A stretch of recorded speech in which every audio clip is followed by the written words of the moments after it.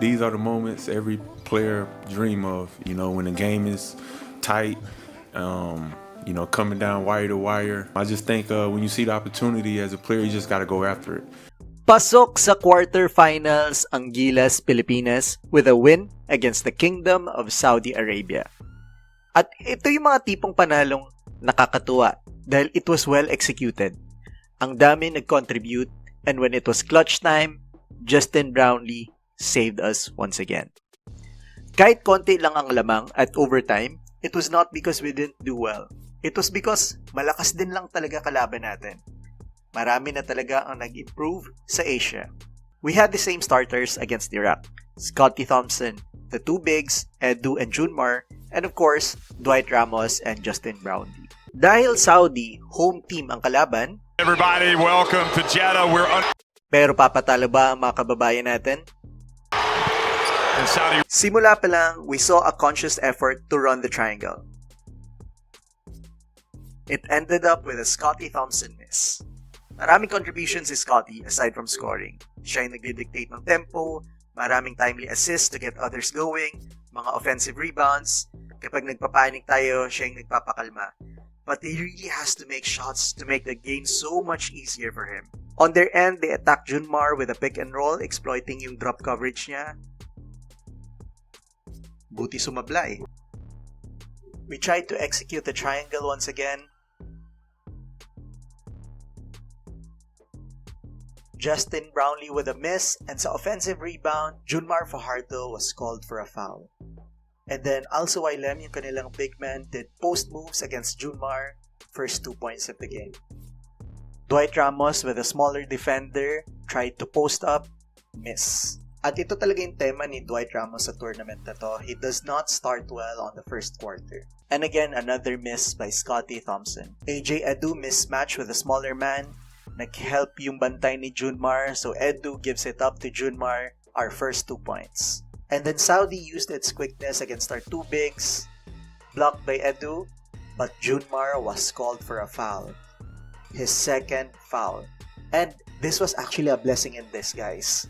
I'm not a hater of Junmar, I'm just a big fan of Kevin Kembao, and nabigyan ng early minutes si Kembao, and it was actually good for us kasi siya yung leading scorer natin sa first half.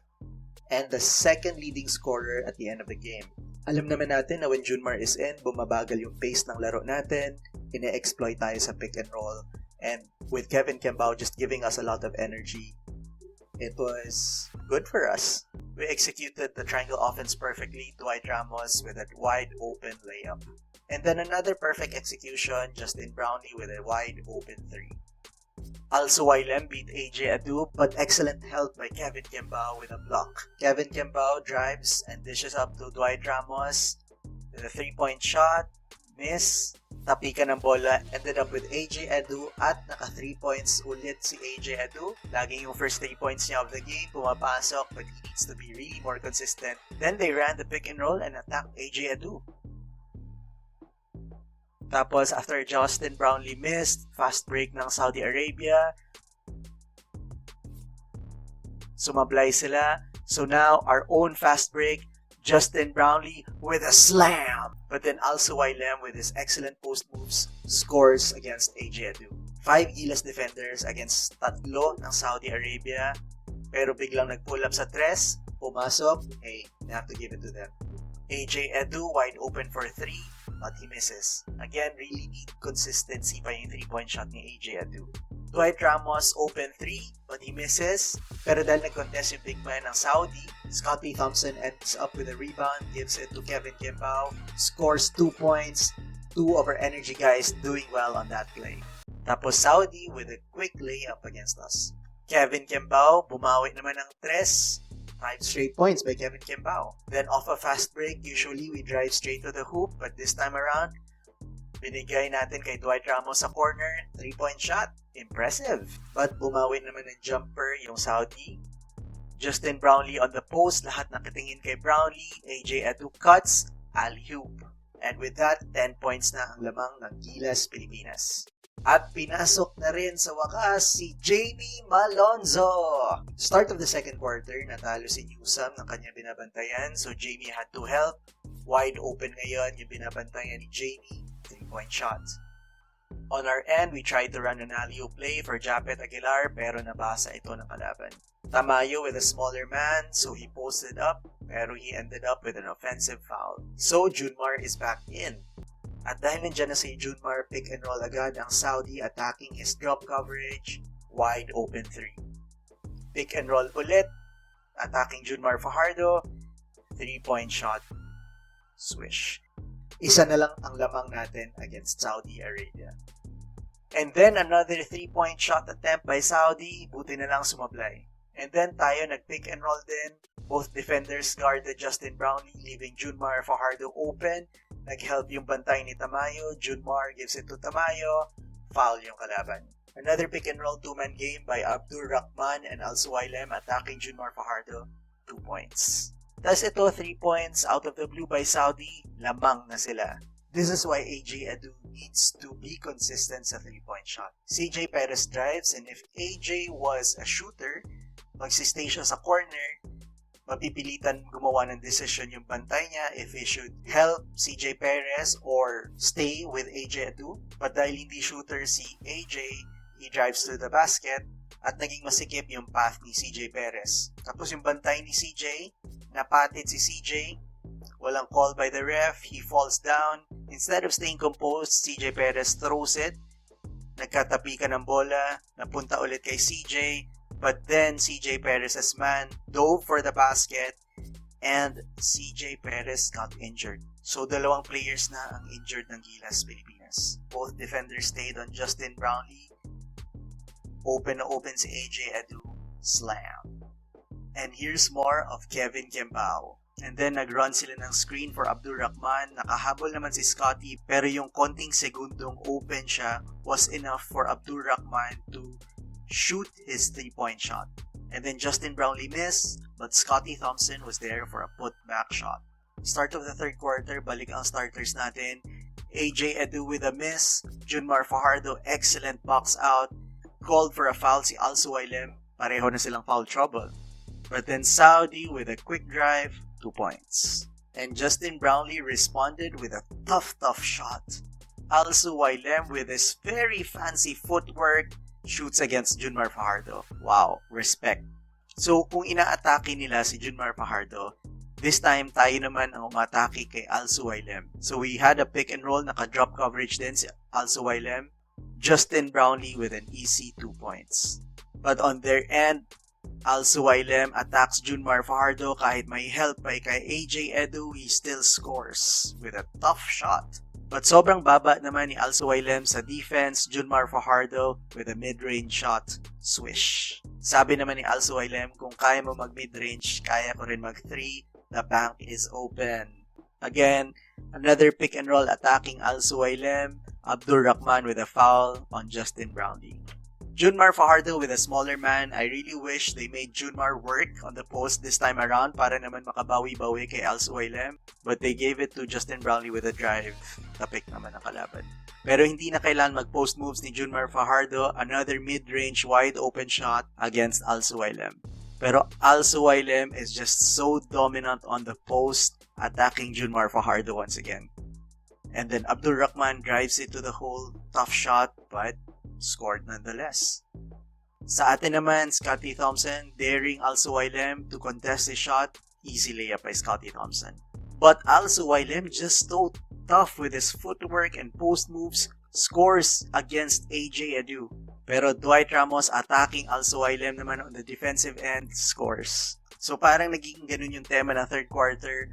Attack Al Suwailem scores on their end as well. And then Abdur Rahman drives to the hole, says hindi lang si Al Suwailem ang player dito. Kapag nagpipick and roll ang kalaban, usually naka-show defense si AJ Edu. Pero this time parang nagka-confusion kasi parang dalawa yung naka-screen kay Abdur Rahman. So AJ Edu stayed with supposedly Justin Brownlee's man. Abdur Rahman was left wide open with a 3-point shot. Kevin Kembao with a drive, gives it to AJ Edu. AJ Edu with another slam. Ang ganda panoorin ng third quarter in terms of offense. Both teams executed really well. And then Chris Newsome also showing his bag with his turnaround jumper to end the third quarter. Lamang ang Pilipinas ng 1 point. Start of the fourth quarter, Junmar Fajardo playing point center gives it up to Carl Tamayo with the first 2 points ng fourth quarter. And then Junmar Fajardo with a back-to-back assist, another excellent pass to Carl Tamayo. But also Wailem again with post moves against Junmar, 2 points. Chris Newsome gustong pabawiin si Junmar pero miscommunication on their end. Pero sa kanila, kahit tatlo na bantayin ni Also Wailem, still scores. Trinay pa itapik ni AJ Edu, galit na galit tong babaeng to, pero goaltending naman yan, miss. Okay lang yan. And then fourth quarter, Justin Brownlee time, naka-single coverage sila, so Justin Brownlee scores. And then surprise, Also Wailem on the post, scoring against AJ Edu. And then kung hindi si Also Wailem, Abdul Rahman naman 3-point shot. Wow! Lamang na naman sila ng 2 points. And then Dwight Ramos with a missed layup pero AJ Edu was there to put it back. So like I said, it's an Abdul Rahman, Also Wailem show. Abdul Rahman 3-point shot. Well contested pero pumasok pa rin. But we also have a go-to guy in Justin Brownlee attacking Also Wailem. Kevin Kembao making his presence felt also on the defensive end with his steal, but he could not convert the 3-point shot. Okay, we tried to run a pick and roll. Both men stayed on Justin Brownlee, open si AJ Edu. This would have been an easy 2 points, pero binaba ni AJ Edu na steal ng point guard ng kalaban. Sayang. And then funny enough, Saudi Arabia taught us how this should be done. They run a pick and roll, Abdul Rahman and Also Wailem. Both men stayed on Abdul Rahman. Late si Scotty Thompson to help. Easy 2 points by Also Wailem. 77-71 with 1 minute 31 seconds to go. Who you gonna call? Pero alam din ang kalaban natin yan, so very aggressive sila on the defensive end. But buti tinawagan ng ref, foul ang Saudi Arabia. Penalty. After making his first shot, Justin Brownlee misses the second shot pero gets his own rebound, attacks the smaller defender with a jumper. Swish. And then surprise, they went to their big fella. Napakagat sa fake si AJ Edu. Buti na lang Scotty Thompson was there for a good help defense. And then Kevin Kembao drives, gives it to AJ Edu. 2 points, isa na lang ang laman ng kalaban. Again, 2-man game by Abdul Rahman and Also Wailem. Next switch sa defense, AJ Edu on Abdul Rahman. Abdul Rahman shoots the 3. He misses, but Also Wailem was too big. Out rebounds Justin Brownlee with a putback shot. 3 points ang lamang ng Saudi. 8.4 seconds. 3 points ang lamang ng kalaban. It seems like we've seen this before. Justin Brown, well defended by his man, but shoots it anyway. Swish. We are going to overtime. Started the overtime with Justin Brownlee kicking into the corner for Kevin Kembao for 3 points. And then, Saudi Arabia, parang naubusan na sila. They didn't make their 3 points. Dwight Ramos, drive to the basket. Unsportsmanlike foul. 2 free throws plus ball possession. We have all the momentum in the world. And with the ball possession, Kevin Kembao shoots. Nagreklamo dahil nawalan daw siya ng landing spot. Hindi tinawagan. Buti na lang may follow-up kay Dwight Ramos. 2 points. Justin Brownlee, parang nagsisimula pa lang fresh na fresh sa overtime. And Kevin Kembao, parang fresh na fresh din. 3 points. Abdel Gabar with a drive, scoring 2 points for Saudi. AJ Edu with a dagger 3 to end the game. Wala nang pag-asa ngayon ang Saudi Arabia. So we ended up winning the game, 88-95. We are moving on to the quarterfinals.